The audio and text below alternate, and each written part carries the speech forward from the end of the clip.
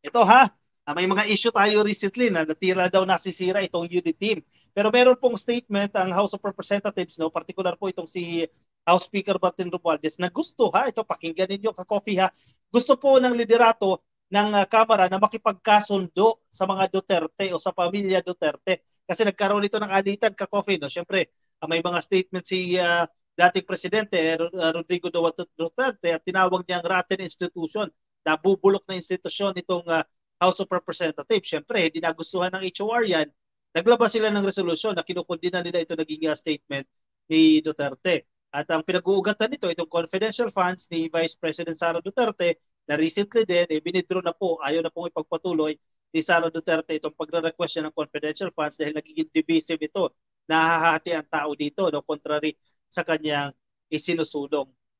Meron pong sinasabi dito si Romualdez, no, particular dito sa unit team kasi marami ang natutuwa na nababasag itong unit team, di ba? Kasi lalo na kung ikaw ay miyembro ng oposisyon, kasi miyembro ka ng liberal, pagkakataon mo na para makasingit kasi binubuwag nila yung unit team. Yan yung ginagawang strategy ng iba Wasakin itong unit team kasi kung hindi nila mawawasak yan, for sure, pagdating ng 2028 elections and even the 2025 senatorial elections, magwawagi pa rin ang i-endorso ng unit team. So ang purpose nila ngayon, gibain itong unit team. Pero pasensya kayo, sa recent statement ni Romualdez, unit team pa rin. Di ba? Romualdez, very hopeful how to improve ties with Duterte. Umaasa po, tiwala po itong si Romualdez na ano to, magkakabati muli ang pamilya Duterte at ang mga miyembro ng House of Representatives. Yan po yung malaki ang tiwala ni Romualdez sa mangyayari yung sitwasyon na yan. Speaker Ferdinand Martin Romualdez is quote-unquote very hopeful. Malakas po ang kanyang pag-asa o malakas po ang kanyang umaasa po siya na magkakaroon po ng improvement sa relasyon sa pagitan ng House of Representatives, ng kanyang liderato, ka-coffee, at ng Duterte family. Hindi na lang si PRRD dito ha, kundi si Vice President Sara Duterte, si Pulong, nandiyan din po. So in an interview on the eve of his 60th birthday, Romualdez was asked about the possible improvement of the relationship between the House and the Dutertes. Sagot dito ni Romualdez, always, always, I am very, very hopeful. Yan po yung naging statement dito ni Romualdez. When asked about the analysis suggesting that there is no longer a unit team, Romualdez said, it's still a unit team. The president always wants us to work together, not just in Congress, but with the executive, but as a country. And so we will always strive for that. Kita mo na, na-mention pa rin dito si PBBM, malakas talaga ang pagrespeto nila dito kay PBBM. At yan naman talaga ang gusto ni PBBM, no? Let's work together. Huwag tayo maghati-hati kasi sa totoo lang, napakaraming problema ng bansa na dapat natin pagtuunan ng pansin. Bigyan natin ng pansin itong mga suliranin na ito. Kung maaari nga lang, no? Pero unfortunately, hindi mawawala ang politika, no? Dahil that's the reality. Yeah, that's politics, ka-coffee, no? Nangyayari yan. Pero sana, no? Kung 20% ng politics, 80% pagsolusyon doon sa mga problema. Hindi 80% politics at 20% na pupunta doon sa pagbibigay ng solusyon sa mga suliranin. Gusto ni PBBM, andiyan pa rin yan, ka-coffee. Magkaisa pa rin tayo. Kaya good move Yung hindi pagsasalita ni PBBM sa issue na ito, sa nakalipas na issue, malaking bagay yan Yung iba kasi pinipilit na, bakit nananahimik si PBBM? Buti hindi siya nagpapabuyo doon. Let's say yung sinasabi ni Harry Roque na dapat magsalita na si PBBM, bakit siya nananahimik, etc. etc. Kung pinatulan ni PBBM yan, baka lumala pa itong sitwasyon na ito. Nanahimik lang po si PBBM dyan, hindi niya pinatulan yan, hindi siya nagsalita, hindi siya nagbigay ng remarks dito, no? Pero for sure, alam ni PBBM kung ano ang nangyayari.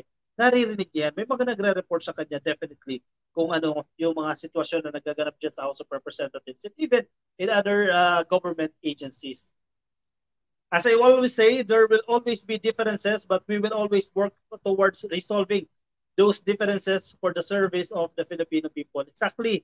Kasi kaya nga kayo kinatawan ng taong bayan House of Representatives, tahanan ng mga kinatawan. Yan ang ibig sabihin, ka-coffee.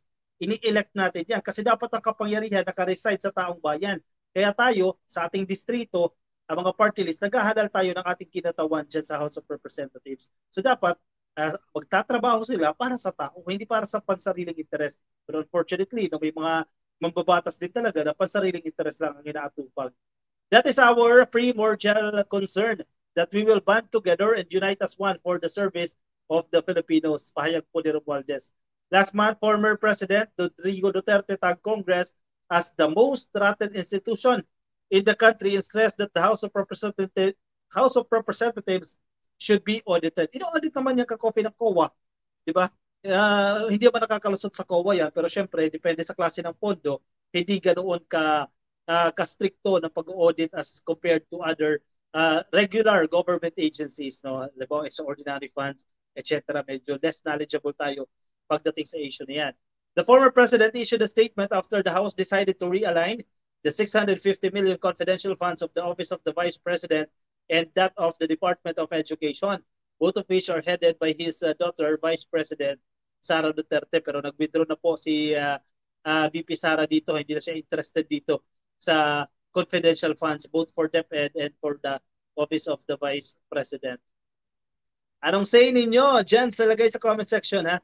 For Romualdez kami, no to Sara and other pro-China, sabi ni Corazon. Balik niya ang 125 billion kay Yetano Canlas. Ay, wala na pong ibabalik. Nagastos na po yan. In fact, na-audit na nga rin po yan. Celia Valle, Sara for President, Amy Vice President pagdating po ng 2028. Vlogger ni Tulfo, ito walang ka-logic-logic. Sabi ni Romel Verbo. Nasaan po yan? Jeffy Nat, wag lang sana maging talabak ang droga uli or else balik kulungan si Saba. Sino si Saba? Si Laila de Lima. Bakit Saba, no?